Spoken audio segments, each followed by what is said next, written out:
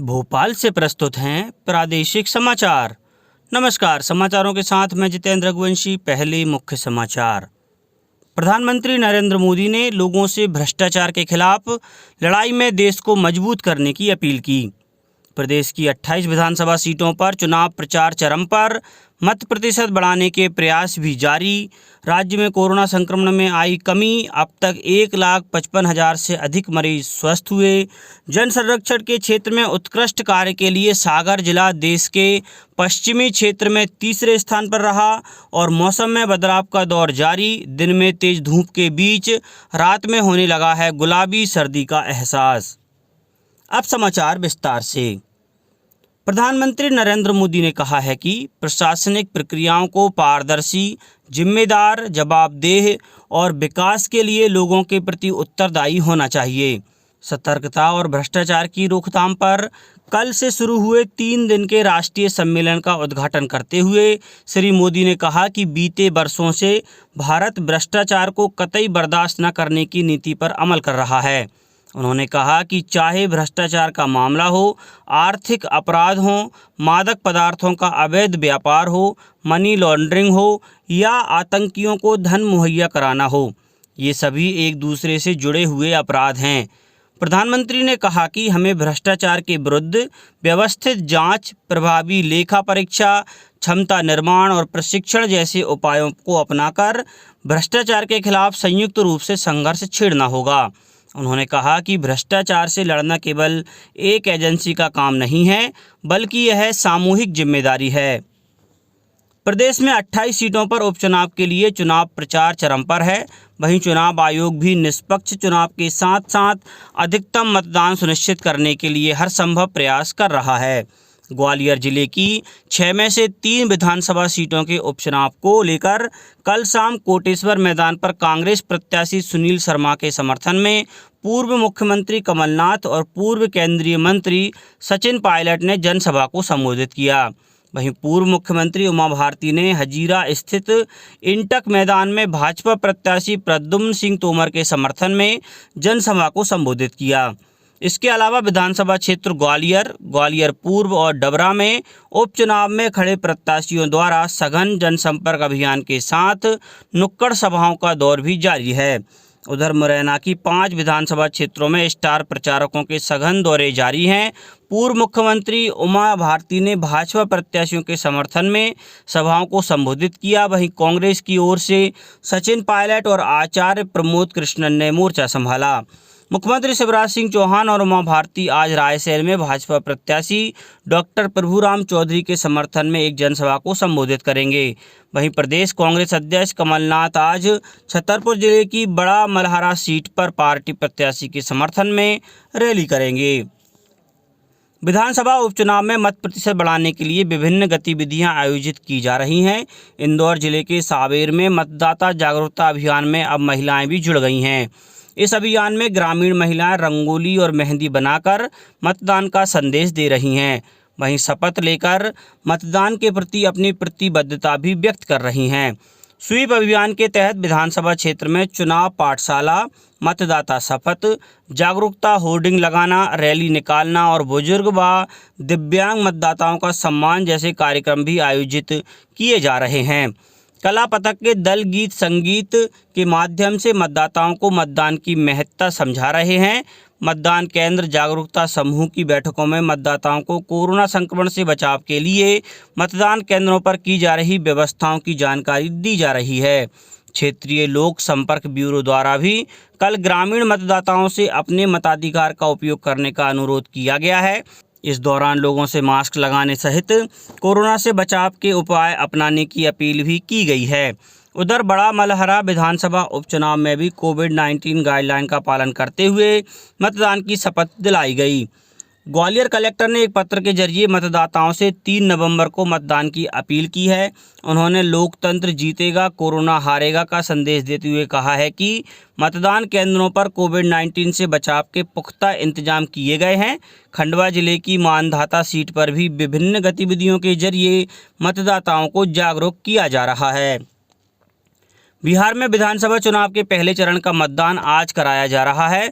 Covid महामारी के दौर में हो रहे इस पहले मतदान में सुरक्षित मतदान के लिए व्यापक प्रबंध किए गए हैं। मतदान सुबह 7 बजे से शाम 6 बजे तक चलेगा। प्रदेश में स्वस्थ होने वाले कोरोना मरीजों की संख्या लगातार बढ़ रही है। वहीं संक्रमित लोगों की संख्या 10,353 तक सिमट गई है।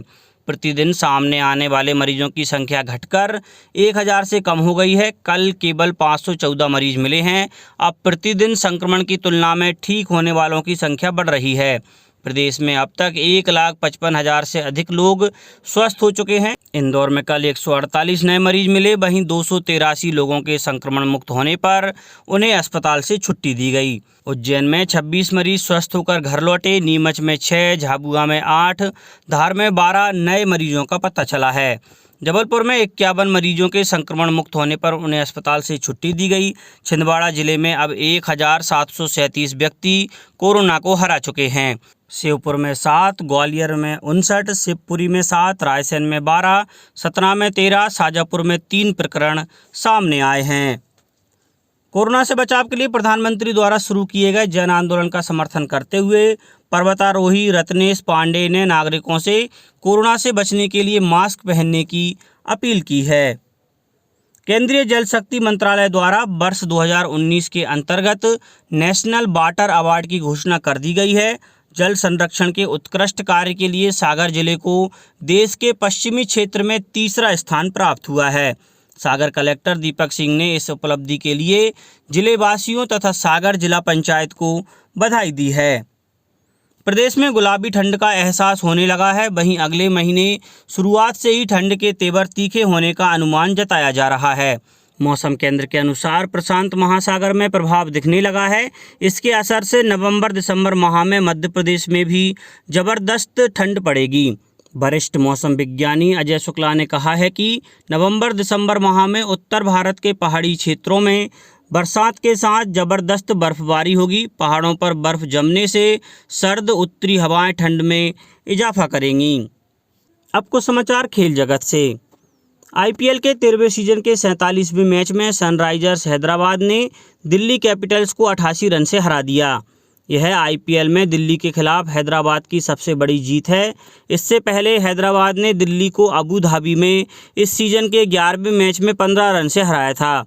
इस जीत के साथ ही हैदराबाद की प्लेऑफ में पहुंचने की उम्मीदें बरकरार हैं। दुबई में खेले गए मैच में टॉस हारकर बल्लेबाजी करते हुए हैदराबाद ने दिल्ली को 220 रन का टारगेट दिया था। जवाब में दिल्ली 19 ओवर में 131 रन पर सिमट गई। दिल्ली सीजन में पहली बार लगातार 3 मैच हारी है। ऋषभ पंत ने 36 और अजिंक्य रहाणे ने 26 रन की पारी खेली। वहीं हैदराबाद के राशिद खान ने 4 ओवर में 7 रन देकर 3 विकेट लिए। यह उनके करियर का सर्वश्रेष्ठ प्रदर्शन है। इससे पहले उन्होंने 2017 और 2018 में 19 रन देकर 3 विकेट लिए थे। राशिद के अलावा संदीप शर्मा और टी नटराजन को 2-2, शहबाज नदीम, जैसन होल्डर और विजय शंकर को 1-1 विकेट मिला।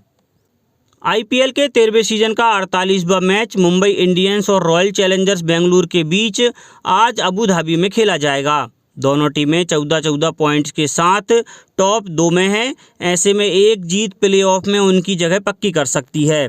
वहीं चोट की वजह से ऑस्ट्रेलिया दौरे पर नहीं जा रहे रोहित शर्मा के खेलने पर भी सस्पेंस बना हुआ है।